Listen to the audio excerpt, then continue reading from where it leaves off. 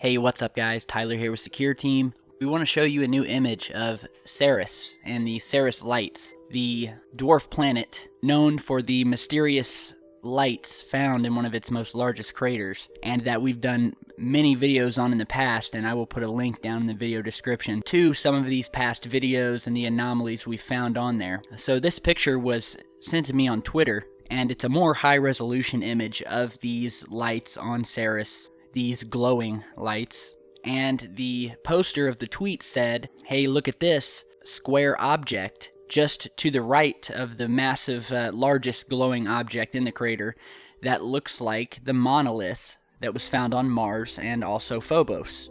Phobos being a moon of Mars." So I took a look at the image and I zoomed in on it, and sure enough, there is a square-looking object with four corners on the ground, and it definitely looks similar to the monoliths, which are these large, square, towering structures that were found on Mars and Phobos.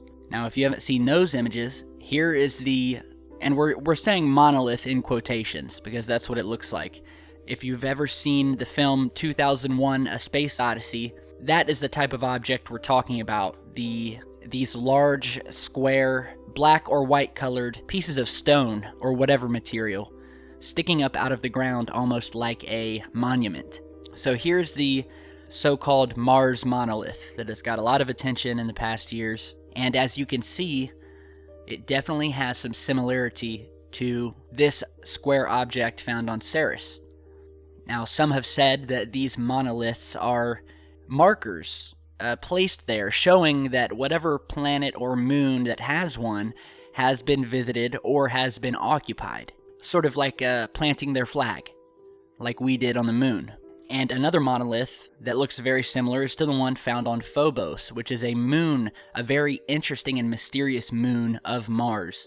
And we definitely want you to know about Phobos, so we're going to talk a little bit about that here, if you don't already know. But many people believe that Phobos, which is this very oddly shaped and a mysteriously orbiting moon of Mars, that many have said in the past is artificial and hollow. People have also said that it has characteristics on the outside of it that are indicative of someone mining the structure. And as you're seeing images here of Phobos, we have these long lines that basically wrap around it, which is very interesting, and we don't really see on any other bodies in the solar system, as if these marks have been chiseled all the way around it, as you would see in possible mining vehicles. In fact, the European Space Agency, or ESA, which is the European equivalent of NASA, has basically confirmed what has long been rumored, which is that Mars moon Phobos is hollow, and it's possibly artificial, likely. The ESA study, which has appeared in Geophysical Research Letters, states that Phobos is not a captured asteroid, which is sort of an old explanation for Phobos, and the many anomalies were accepted by science for many years. Here is an old illustration about what the interior of Phobos might look like, hollowed out.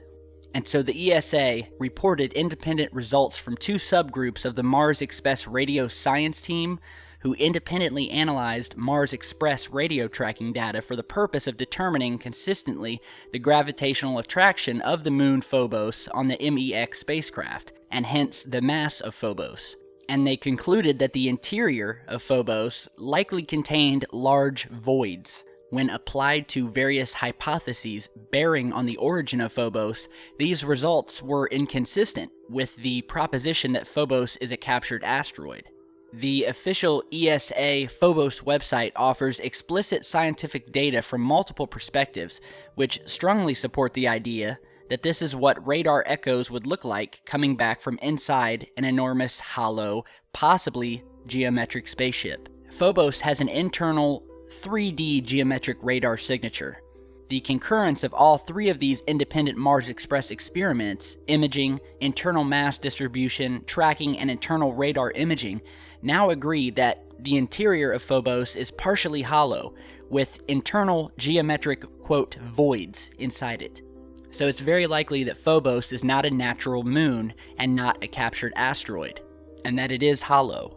And that is exactly what Russian scientist Dr. Shklovsky found back in the 1960s. The astrophysicist first calculated the orbital motion of Phobos. He came to the inescapable conclusion that the moon is artificial and hollow, and he realized as the years progressed into decades that Phobos' orbital velocity and position no longer matched the mathematically predicted position.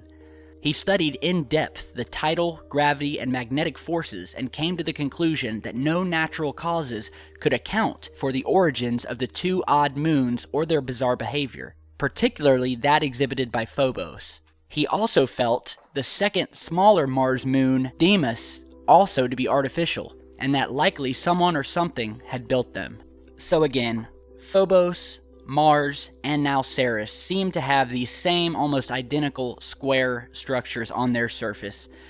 Of course, we will continue researching this and see what more we can find.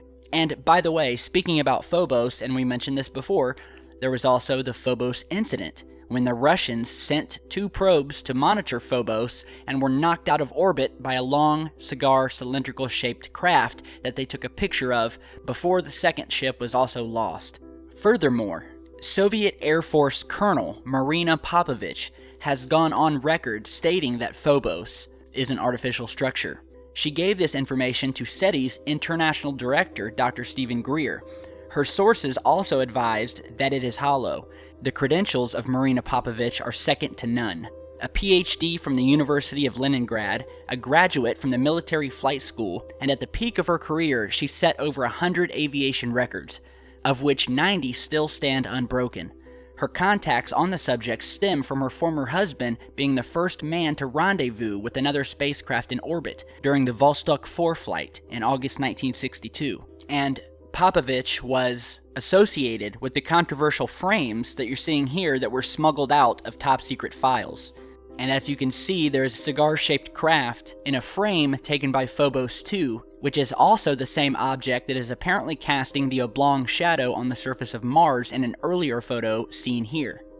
In October 1989, Soviet scientists published a series of technical reports on the experiments that the Phobos 2 spacecraft did manage to conduct. The report confirms that the spacecraft was spinning after it was knocked out, either because of computer malfunction or because it was impacted by an unknown object shortly before contact was lost.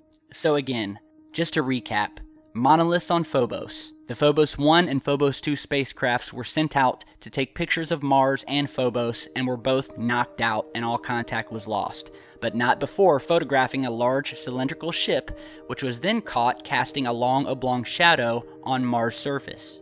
Then we have another monolith structure found on Mars, which again is very similar and brings us back to this image showing almost an identical object on Ceres in these new images.